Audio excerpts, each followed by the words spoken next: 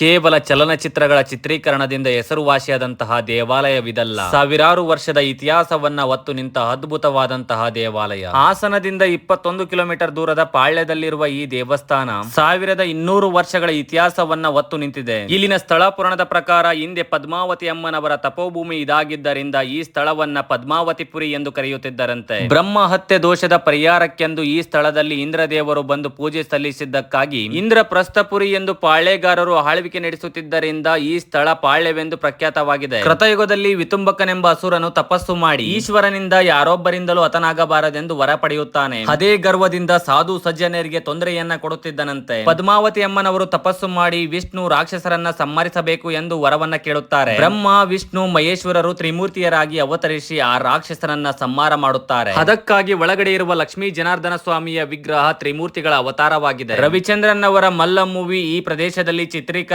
ಈ ಪ್ರದೇಶದಲ್ಲಿರುವಂತಹ ಸುತ್ತಮುತ್ತಲಿನ ವಾತಾವರಣ ಮನಸ್ಸಿಗೆ ಹಿತ ನೀಡುವುದಲ್ಲದೆ ಇಲ್ಲಿರುವ ಲಕ್ಷ್ಮೀ ಜನಾರ್ದನ ಸ್ವಾಮಿ ನಮ್ಮನ್ನ ಆಶೀರ್ವದಿಸುತ್ತಾರೆ.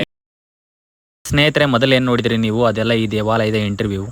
ಈ ಬ್ಲಾಗ್ ಅಲ್ಲಿ ನಿಮ್ಗೆ ಏನ್ ಸಿಗುತ್ತೆ ಅಂತಂದ್ರೆ, ನೀವು ಇವಾಗಲೇ ದೇವಾಲಯದ ಇತಿಹಾಸವನ್ನ ಏನ್ ಕೇಳಿದ್ರಿ ಅದ್ರ ಬಗ್ಗೆ ಇನ್ನೂ ಸಾಕಷ್ಟು ಮಾಹಿತಿಯನ್ನ ಈ ಬ್ಲಾಗ್ ಅಲ್ಲಿ ಕೊಡ್ತೀನಿ. ಲಕ್ಷ್ಮೀ ಜನಾರ್ದನ ಸ್ವಾಮಿ ದೇವಾಲಯ ಹಾಸನದಿಂದ 21 ಕಿಲೋಮೀಟರ್ ದೂರದಲ್ಲಿರುವ ಪಾಳ್ಯದಲ್ಲಿ ನೆಲೆ ನಿಂತಿದೆ. ದೇವಾಲಯದ ಒಳಗಡೆ ಹೋಗುತ್ತಿದ್ದಂತೆ ವಿಷ್ಣುವಿನ ದೇವಾಲಯ ಆಗಿದ್ರಿಂದ ಮುಂದೆ ಗರುಡ ಸ್ತಂಭವನ್ನ ನೀವು ನೋಡಬಹುದು. ದೇವಾಲಯದ ಒಳಗಡೆ ಹೋಗುತ್ತಿದ್ದಂತೆ ವಿಶಾಲವಾದಂತಹ ಹಾಲನ್ನ ನಾವು ನೋಡಬಹುದು. ನಾವು ಹೋದ ಸಮಯದಲ್ಲೇ ಲಕ್ಷ್ಮೀ ಜನಾರ್ದನ ಸ್ವಾಮಿಯ ಜಾತ್ರೆ ಇತ್ತು. ಅದಕ್ಕೋಸ್ಕರ ಕೆಲವೊಂದಿಷ್ಟು ಪೂಜೆ ಪುನಸ್ಕಾರಗಳು ನಡೆಯುತ್ತಿದ್ವು. ಅದನ್ನ ನೋಡುತ್ತಾ ಒಳಗಡೆ ನಡೆದರೆ ಇಲ್ಲಿ ದ್ವಾರಪಾಲಕರನ್ನ ನೀವು ನೋಡಬಹುದು. ಎರಡು ಬದಿಯಲ್ಲಿ ದ್ವಾರಪಾಲಕರನ್ನ ನಾವು ನೋಡಬಹುದಾಗಿದೆ. ಅತ್ಯಂತ ಸುಂದರವಾದಂತಹ ಕೆತ್ತನೆಯನ್ನ ಮಾಡಿದ್ದಾರೆ. ಅಲ್ಲಿಯೇ ದೇವಾಲಯದ ಇತಿಹಾಸವನ್ನು ನಾವು ನೋಡಬಹುದಾಗಿದೆ. ಸರಿಸುಮಾರು 1200 ವರ್ಷಗಳಷ್ಟು ಹಳೆಯದಾದಂತಹ ದೇವಾಲಯವಿದು. ಅಲ್ಲಿಂದ ನೀವು ಒಳಗಡೆ ನಡೆದರೆ ದೇವಾಲಯದ ಒಳಗಡೆ ಇರುವ ಮೂರ್ತಿ ಬ್ರಹ್ಮ, ವಿಷ್ಣು, ಮಹೇಶ್ವರರನ್ನ ಪ್ರತಿನಿಧಿಸುತ್ತದೆ. ಆ ಮೂರ್ತಿಯಲ್ಲಿ ಅತ್ಯಂತ ಸುಂದರವಾದಂತಹ ಕೆತ್ತನೆಯನ್ನ ನಾವು ನೋಡಬಹುದಾಗಿದೆ. ದೇವಾಲಯದ ಸುತ್ತ ನಾವು ಗಮನಿಸುತ್ತಾ ಹೋದರೆ ಶಾಸನಗಳು, ವೀರಗಲ್ಲುಗಳನ್ನ ನಾವು ನೋಡಬಹುದಾಗಿದೆ.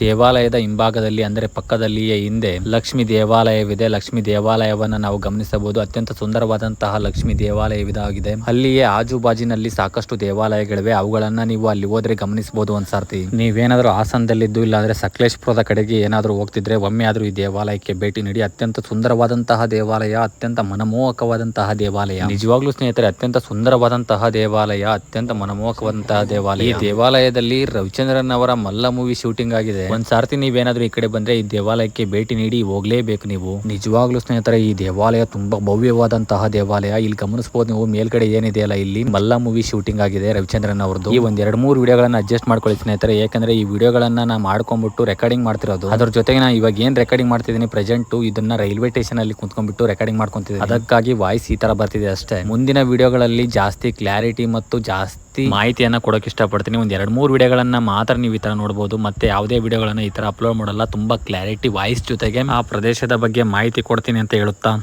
ಈ ಸ್ಥಳಕ್ಕೆ ನೀವೇನಾದ್ರೂ ಭೇಟಿ ನೀಡಿದ್ರೆ ಕಮೆಂಟ್ ಬಾಕ್ಸ್ ಅಲ್ಲಿ ತಿಳಿಸೋದನ್ನ ಮರಿಬೇಡಿ. ಮತ್ತೆ ಮುಂದಿನ ವಿಡಿಯೋದಲ್ಲಿ ಇನ್ನೊಂದು ಪ್ರದೇಶದ ಬಗ್ಗೆ ಮಾಹಿತಿ ಹೊತ್ತು ನಿಮ್ಮ ಮುಂದೆ ಬರ್ತೀನಿ. ಮತ್ತೆ ಮುಂದಿನ ವಿಡಿಯೋದಲ್ಲಿ ಸಿಗೋವರೆಗೂ ಟೇಕ್ ಕೇರ್, ಗುಡ್ ಬೈ.